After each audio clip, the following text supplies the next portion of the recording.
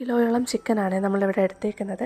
അത് ഫോർക്ക് വെച്ച് നന്നായിട്ടൊന്ന് കുത്തി അതിലേക്ക് കുറച്ച് നാരങ്ങ നീര്, കുരുമുളക്, പട്ട, ഗ്രാമ്പു, ഏലയ്ക്ക, ബേ ലീവ്സ്, 4 മാഗി ക്യൂബ്സ്, കുറച്ച് മന്തി മസാല, കുറച്ച് കളറ്, പുതിന, ക്യാപ്സിക്കം, ഒരു ഉണക്ക നാരങ്ങ. ഇതിലേക്ക് നമ്മൾ ഉപ്പൊന്നും ചേർക്കുന്നില്ല. മാഗി മസാലയിൽ ഉപ്പുള്ളതുകൊണ്ട് നമ്മൾ ഉപ്പൊന്നും ചേർക്കുന്നില്ല. ഇതൊന്ന് മാരിനേറ്റ് ചെയ്ത് ഒരു 10-15 മിനിറ്റ് വെക്കുക കേട്ടോ. ഇതിലേക്ക് നമ്മൾ എടുക്കുന്നത് ബസുമതി റൈസാണ്. അതൊന്ന് വാഷ് ചെയ്ത് ഒരു 10 മിനിറ്റോളം സോക്ക് ചെയ്ത് വെക്കുന്നുണ്ട്. ആ ഒരു സമയത്ത് നമ്മൾ വെള്ളം ചൂടാക്കാൻ വെച്ചിട്ടുണ്ടായിരുന്നു. അതിലേക്ക് ഗ്രാമ്പു, പട്ട, ഏലയ്ക്ക, കുറച്ച് റിഫൈൻ ഓയിൽ ഒഴിച്ചിട്ട് അത് ഒന്ന് തിളയ്ക്കാൻ വേണ്ടിയിട്ട് വെക്കാം കേട്ടോ. നമ്മുടെ 10-15 മിനിറ്റ് മാരിനേറ്റ് ചെയ്ത ചിക്കൻ നമുക്കൊന്ന് വറുത്തെടുക്കാം. നമ്മൾ 2 ട്രിപ്പായിട്ടാണ് കേട്ടോ വറുത്ത് കോരി മാറ്റുന്നത്. ഈ ഒരു സമയം കൊണ്ട് നമ്മുടെ വെള്ളമൊക്കെ അവിടെ തിളച്ച് വന്നിട്ടുണ്ടായിരുന്നേ. അതിലേക്ക് നമ്മൾ കുറച്ച് ഉപ്പിട്ടതിന് ശേഷം അരി ഇട്ട് കൊടുക്കുക കേട്ടോ. അത് പെട്ടെന്ന് ഇനി വെന്ത് കിട്ടും.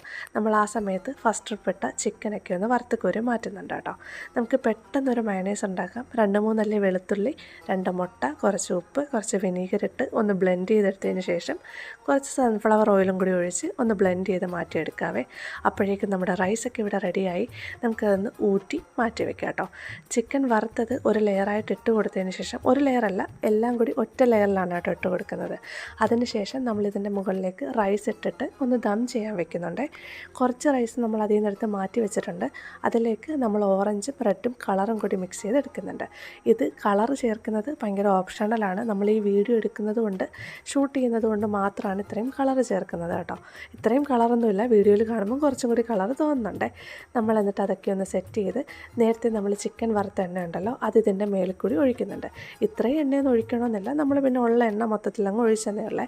അതിലേക്ക് ബാക്കി വന്ന നമ്മുടെ അറബിക് മസാല, അതായത് മന്തി മസാലയും കൂടി ഇട്ട് ഒന്ന് മിക്സ് ചെയ്ത് വെക്കുക. ഇനി ഒരു 10-15 മിനിറ്റ് ഇതൊന്ന് ദം ചെയ്ത് അടച്ച് വയ്ക്കാം. അതിനുശേഷം നമുക്ക് സെർവ് ചെയ്യാം കേട്ടോ. ഞാനൊരു മന്തി ഫാനൊന്നുമല്ല. നിങ്ങളൊരു മന്തി ഫാൻ ആണെങ്കിൽ പെട്ടെന്ന് ഒരു 20 മിനിറ്റ്സ് കൊണ്ട് ഉണ്ടാക്കാൻ പറ്റിയ സിമ്പിൾ മന്തിയാണ്. പറ്റുമെങ്കിൽ ഒന്ന് ട്രൈ ചെയ്ത് നോക്കുക കേട്ടോ. ഞാനങ്ങനെ ഏസനൊക്കെ കൊടുത്ത് നോക്കി, പുള്ളിക്കൊക്കെ ഇഷ്ടപ്പെട്ടിട്ടുണ്ടായിരുന്നേ. അപ്പോൾ ഇന്നത്തെ വീഡിയോ ഇത്രയേ ഉള്ളൂ. ഇഷ്ടപ്പെട്ടാൽ സപ്പോർട്ട് ചെയ്തേക്കണേ.